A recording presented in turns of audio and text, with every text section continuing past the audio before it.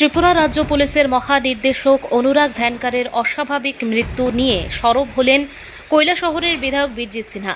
তিনি এই ঘটনার নিরপেক্ষ ও স্বচ্ছ তদন্তের দাবি জানিয়ে বলেন, একজন স্বনামধন্য পুলিশ কর্মকর্তার মৃত্যু নিয়ে এখনও পর্যন্ত স্পষ্ট তথ্য সামনে না আসায় সাধারণ মানুষের মনে নানা প্রশ্ন তৈরি হয়েছে। সাংবাদিকদের মুখোমুখি হয়ে বিধায়ক বলেন, যদি এটি আত্মহত্যার ঘটনা হয়ে থাকে তবে কিভাবে এবং কোন পরিস্থিতিতে তা ঘটল সে বিষয়ে জনগণকে অবহিত করা উচিত। তিনি হাইকোর্টের বিচারপতির নেতৃত্বে তদন্তের দাবি জানিয়ে বলেন, শুধু বিরোধী দল নয়, দেশের বিভিন্ন প্রান্তের মানুষও এই মৃত্যুর প্রকৃত কারণ জানতে চান। মুখ্যমন্ত্রী উচিত দ্রুত এ বিষয়ে স্পষ্ট অবস্থান জানানো এবং নিরপেক্ষ তদন্তের মাধ্যমে সমস্ত রহস্যের অবসান ঘটানো। দুঃখজনক, আমাদের রাজ্যের ডাইরেক্টর জেনারেল পুলিশ অনুরাগ ধনকর একটা ভালো পুলিশ অফিসার, সুনামের সহিত দেশে বিভিন্ন ডিপার্টমেন্টে কাজ করেছে। উনি ওনার চেম্বার থেকে তার মৃতদেহ আবিষ্কার হয়েছে। কীভাবে মারা গেল এখনও সরকারের তরফ থেকে সুস্থভাবে প্রকাশ করেনি।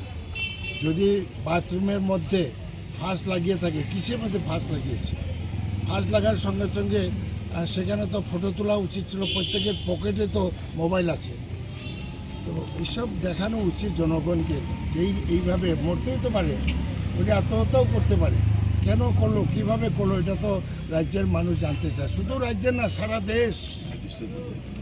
এবং আমরা হাইকোর্টের বিচারপতির নেতৃত্বে নিরপেক্ষ তদন্ত আমরা ডিমান্ড করেছি। অপোজিশন পার্টি শুধু মনে হয় যদি কিন্তু আছে, যার কারণে গভর্নমেন্ট থেকে তড়িঘড়ি কোনো ডিসিশন নিচ্ছে না। নেওয়া উচিত, খুব নেওয়া উচিত, কারণ অনেক সন্দেহ জানা বাড়ছে। এই যে অনুরাগ ধনকর ভারতে বিভিন্ন বড় বড় স্ক্যান্ডেলে উনি তদন্তের নেতৃত্ব দিয়েছে। নীরব মোদীর কেলেঙ্কারিতে উনি দক্ষতার সহিত ইনভেস্টিগেশন করেছে। বিভিন্ন প্রশ্ন দেখা দিয়েছে সারা দেশে, শুধু ত্রিপুরা নয়, সারা দেশ।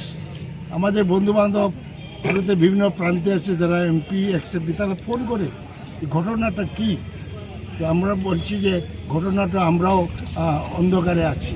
পরিষ্কার বলা উচিত চিফ মিনিস্টারকে, এই ঘটনা কি আছে, যা আত্মহত্যা করতেও পারে। এই এতটুকু আমরা বললাম।